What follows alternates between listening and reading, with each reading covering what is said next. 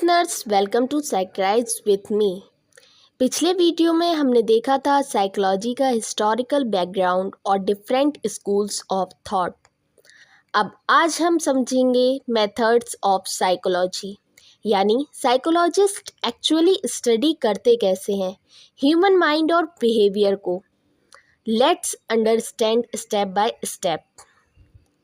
सबसे पहले और सबसे बेसिक मेथड है ऑब्जर्वेशन मेथड। सोचो, अगर आप किसी बच्चे के बिहेवियर को समझना चाहते हो तो सबसे पहले आप उसे ऑब्जर्व करोगे, राइट? यहाँ साइकोलॉजिस्ट डायरेक्टली देखते हैं कि इंसान बिहेव कैसे करता है बिना इंटरफेयर किए।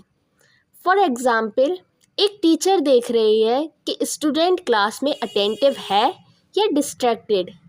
ये भी ऑब्जर्वेशन ही है। अब क्वेश्चन आता है, ऑब्जर्वेशन के टाइप्स क्या होते हैं? तो दो मेन टाइप्स होते हैं। नेचुरलिस्टिक ऑब्जर्वेशन, जब हम रियल लाइफ सेटिंग में ऑब्जर्व करते हैं, जैसे school, playground, office. Controlled observation, जब ऑब्जर्वेशन लैब के अंदर होता है, स्पेसिफिक कंडीशन के अंदर। एडवांटेजेस, रियलिस्टिक होता है, सिंपल और डायरेक्ट मेथड है। लिमिटेशन क्या है? बायस आ सकता है, ऑब्जर्वर का ओपिनियन अफेक्ट कर सकता है, बिहेवियर के पीछे के रीज़न समझना मुश्किल होता है।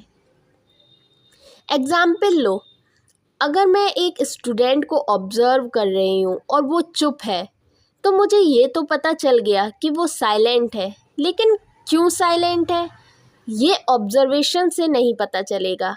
इसीलिए नेक्स्ट मेथड यूज़ किए जाते हैं। अब आता है साइकोलॉजी का सबसे साइंटिफिक और कंट्रोल्ड मेथड, एक्सपेरिमेंटल मेथड। ये method cause and effect relation बताता है, मतलब एक चीज़ दूसरी चीज़ पर कैसे इफ़ेक्ट करती है। एग्जाम्पल, जैसे क्या स्लीप कम होने से मेमोरी कम होती है? अब साइकोलॉजिस्ट दो ग्रुप्स बनाएगा। एक ग्रुप को पूरी नींद दी जाएगी जो कहलाएगा कंट्रोल्ड ग्रुप, दूसरे को कम नींद दी जाएगी जो कहलाएगा एक्सपेरिमेंटल ग्रुप। फिर दोनों ग्रुप्स का मेमोरी टेस्ट लिया जाएगा और रिजल्ट कंपेयर किया जाएगा। अगर डिफरेंस मिलता है तो हम बोलते हैं sleep deprivation affect memory. Steps in experimental methods, इसमें हाइपोथेसिस बनाना, वेरिएबल्स आइडेंटिफाई करना, इंडिपेंडेंट और डिपेंडेंट वेरिएबल, ग्रुप्स बनाना, कंट्रोल मेंटेन करना, रिजल्ट एनालाइज करना।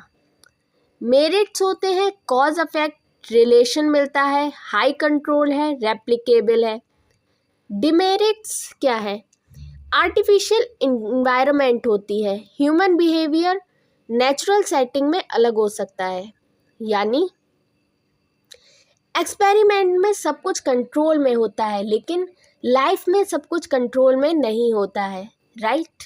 इसलिए साइकोलॉजिस्ट सिचुएशन के हिसाब से अलग अलग मेथड्स चूज करते हैं। अगला मेथड है इंटरव्यू मेथड। सिंपल वर्ड्स में यहाँ साइकोलॉजिस्ट या रिसर्चर डायरेक्टली बात करता है पर्सन से। जैसे एक काउंसलर अपने क्लाइंट से पूछता है, आपको टेंशन किस वजह से है? इस मेथड में वर्बल कम्युनिकेशन के थ्रू डाटा लिया जाता है। Type of interviews, structure interview, unstructured interview. Structure interview वो होते हैं जिसमें फिक्स्ड क्वेश्चन होते हैं, हर पर्सन से सेम पूछे जाते हैं। अनस्ट्रक्चर्ड इंटरव्यू यानी फ्री फ्लोइंग कन्वर्सेशन होती है, जिसमें इंटरव्यूअर सिचुएशन के हिसाब से क्वेश्चन बदल सकता है। इसके मेरिट्स होते हैं, डीप और पर्सनल इंफॉर्मेशन मिलती है, फ्लेक्सिबल मेथड है। डिमेरिट्स क्या है? टाइम कंज्यूमिंग, इंटरव्यूअर बायस हो सकता है, कभी कभी लोग ऑनेस्ट आंसर नहीं देते। फॉर एग्जाम्पल, अगर एक स्टूडेंट डिप्रेशन में है तो सिर्फ उसके फेस से नहीं पता चलेगा, आपको उससे बात करनी पड़ेगी, समझना पड़ेगा उसके थॉट्स को। इसीलिए इंटरव्यू मेथड बहुत यूज़फुल है काउंसलिंग और क्लिनिकल साइकोलॉजी में।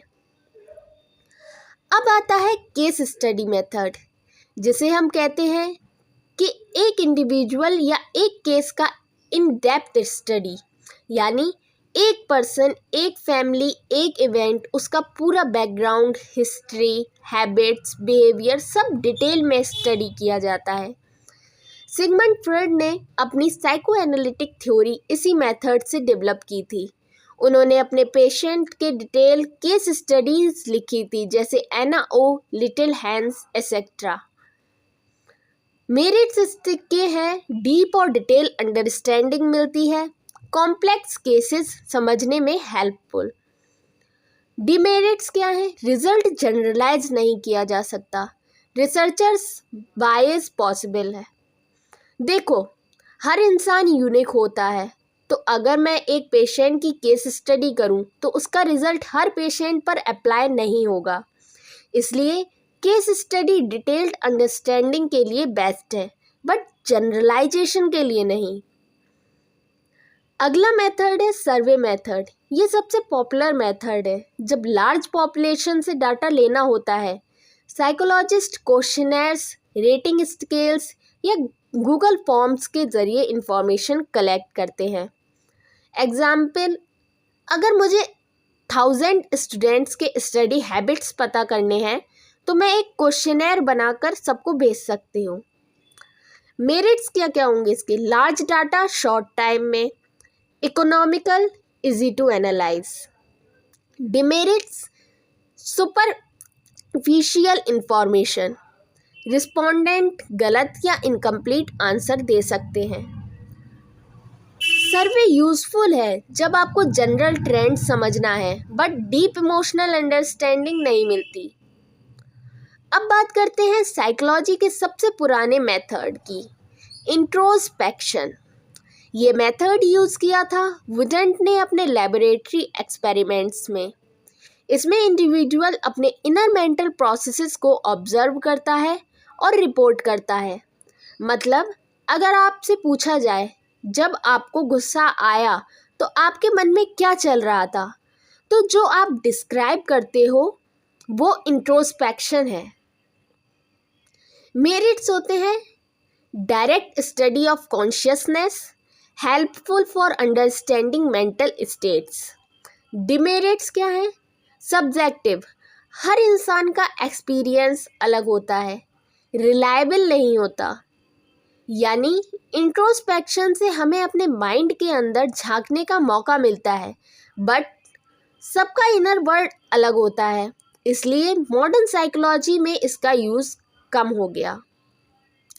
लास्ट मेथड है कोरिलेशन मेथड। यहाँ साइकोलॉजिस्ट दो वेरिएबल्स के बीच रिलेशन फाइंड करता है बिना उन्हें मैनिपुलेट किए। फॉर एग्जाम्पल, स्ट्रेस और परफॉर्मेंस के बीच रिलेशन, ज़्यादा स्ट्रेस होगा तो परफॉर्मेंस गिर सकती है, नेगेटिव कोरिलेशन। कम स्ट्रेस होगा तो परफॉर्मेंस बढ़ सकती है, पॉजिटिव कोरिलेशन। मेरिट्स क्या है? ये प्रेडिक्शन पॉसिबल होती है, helpful for non experimental study. Demerits, cause effect नहीं बताता, correlation is not equal to causation. यानी अगर दो चीज़ें साथ बढ़ रही हैं, इसका मतलब ये नहीं है कि एक दूसरे का रीज़न है, दोनों किसी तीसरी चीज़ से भी लिंक्ड हो सकती हैं।